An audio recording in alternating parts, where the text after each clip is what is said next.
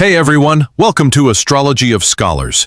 Today, we're diving into one of the most powerful points in your birth chart, the lunar nodes. They're not planets, but they reveal something even deeper, your soul's direction, where you've been and where you're meant to go. It's all written right there. If you're ready to explore your past patterns and future path, stay with me. And don't forget to like, comment, and subscribe to support the channel. Let's begin. The lunar nodes are reference points in the birth chart that don't have a physical body, but their influence runs deep.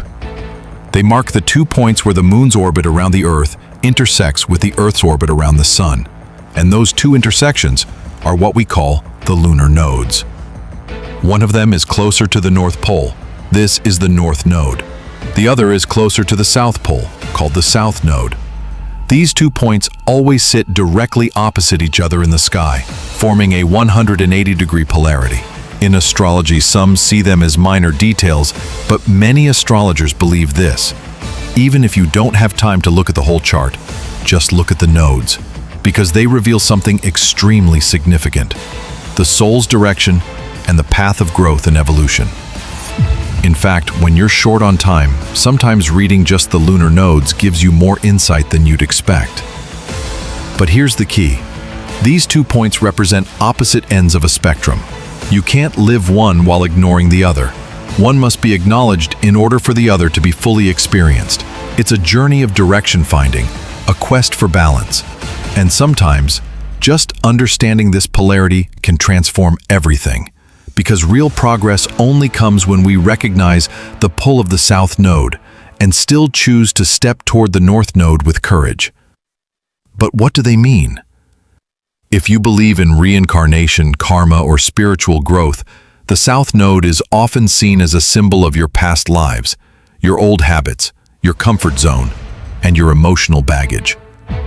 The North Node, on the other hand, represents the new experiences you need to move toward in this life in order to grow and evolve. From a modern psychological lens, the South Node often symbolizes childhood patterns and emotional needs: safety, comfort, nurture, and shelter. But here's the catch. The South Node is familiar. It's where we feel emotionally safe. It's where we cling to what we know. It's our comfort zone. And while that zone might feel secure, it can also become a trap. People can get stuck there because anything beyond it feels uncertain or even scary. South Node represents the place we return to again and again. Nostalgia for the past, the ease of the familiar, the belief that if I don't do this, I'll be miserable. Old habits, ingrained behaviors, and emotional attachments. This is a Saturnian territory. Just like Saturn, it limits us, but teaches us too. The South Node whispers, stay where it's safe, but the soul needs to hear something else. Let go of what you know, walk into the unknown. And that's exactly where fear creeps in. We start to believe we're not capable. We retreat. We live inside invisible walls we built ourselves. But those walls are the very thing keeping us from growing. And that's why the North Node often feels like the scariest, but most necessary, path. It's where the growth is, new experiences, new bravery, a new level of consciousness. And it all begins with one choice. Free yourself from the chains of the South Node.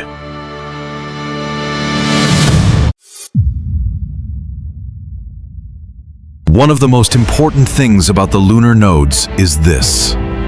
If a person gets stuck in their South Node, they tend to repeat the same patterns, what they know, what they're used to, what feels familiar. But most of these behaviors are rooted in fear. And sadly, when someone acts from fear, even if they try to move forward, they end up pulling back. Just when things are about to move ahead, something happens and they return to the past. Why? Because it's comfortable. Because it's the place where they think, I know how to do this. I'm good at this. But in truth, they're keeping themselves trapped there. A single sentence keeps looping in the mind. I have to do this. I should be good at this. But that inner voice, it's often nothing more than a self-imposed limitation. And before you know it, you're back in the South Node cycle, again and again. So, What's the solution? Balance. But achieving that balance isn't easy. It's like mental gymnastics. Let's say someone has the Libra-Aries nodal axis.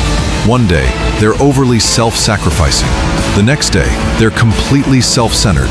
Because finding true balance takes time. Sometimes, we even misinterpret the right behavior as wrong, simply because we're more familiar with the dysfunctional pattern. One part of the brain wants to run back to old habits, while the other part tries to step into the unknown. That's why people don't act inconsistently because they're bad or confused. They just haven't found that inner equilibrium yet. Now, here comes an important distinction.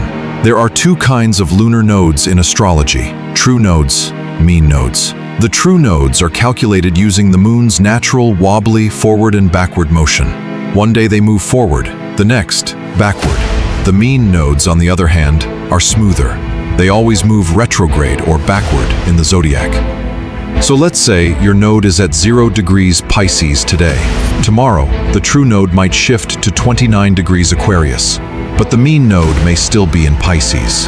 This is why astrologers pay attention to this difference, especially when the node is at a critical degree, like 29 degrees 59, because even a tiny movement can shift the sign. So how often do the lunar nodes change signs? On average, they shift signs every 18.5 to 19 years. And that's where a powerful life cycle begins. Age 19 is a major turning point. For the first time, you face the themes of your North Node. It's as if the universe says, now, it's time to start learning this lesson. Then, around age 38, that nodal cycle completes. You gain clarity. You start to master the energy of your nodes. It's a kind of spiritual awakening. That's why many people only start to notice the impact of the lunar nodes after their teenage years, especially after 19. In short, the lunar nodes are the compass of your soul's evolution. They move in 19-year cycles, and the sign they're in shows where you're meant to grow. Let's say someone has their North Node in the first house, or in the sign of Aries. That means their South Node would fall in the 7th house, or in Libra. Now, if this person is stuck in their South Node, they might say things like, "It's always about others. I have to think about their needs, not mine." Or, "I can't express my independence or desires. I always have to compromise." In this case, the obsession is being centered around others, always thinking about relationships, constantly worrying about partnerships, and putting others first, at the expense of their own identity. When someone has a South Node in the 7th house or in Libra, they can feel like life is an endless war in relationships. They might perceive every disagreement as a battle, even imagine a partner as a possible threat. They feel like there's always something to defend, always a fight to win. But here's the thing, there is no real enemy. The goal isn't to keep fighting. The real challenge is learning to let go of that need to constantly defend, and instead, start developing their inner warrior. Someone with the North Node in Aries or the 1st house needs to cultivate independence, self-leadership, and personal courage. It's not about being selfish. It's about trusting that you don't have to fight to exist, that you can show up fully in your own power, without waiting for someone else's approval. When these people stop trying to win every argument and start leading their own life, something amazing happens. They begin to share their battle-won wisdom with others. They become brave enough to support others without needing to dominate them. Because real strength isn't in winning every fight. It's in knowing when to stop fighting altogether. Thanks for watching. If this video helped you understand the lunar nodes a little better, don't forget to like, comment, and subscribe to Astrology of Scholars. Your journey doesn't end here. There's always more to discover in the stars.